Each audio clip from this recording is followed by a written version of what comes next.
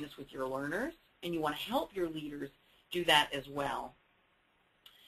It's important to meet other needs first to accelerate improved communication. So often we communicate in the way that we think is just such an effective way to communicate. We all know that.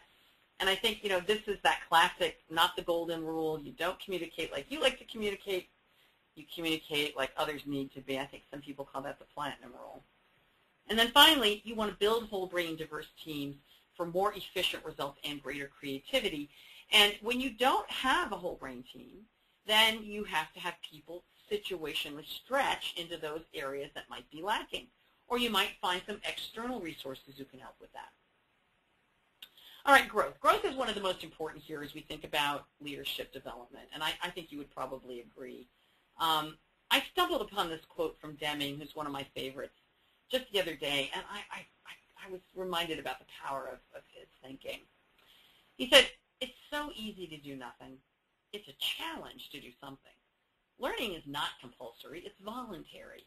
But to survive, we must learn." And growth is one of the most important roles of a leader, and yet they have less time than they have ever had in today's world to actually do it. And so as we look at that, here's the good news. The good news is the brain actually changes through learning. Now, believe it or not, there were hundreds of years of dogma around how the brain basically stopped growing. First they said, well, it's at age 6 it stops, and then 10, and then 15, and then 20. And now they realize that you still have synaptic connections occurring even in the adult brain, even later in life. Now, they function in different ways. They're not maybe as speedy as they were when you were 7 years old, but we still are having that impact.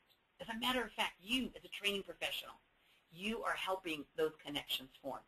So even old dogs can learn new tricks. I guess it's a message of hope for all of us.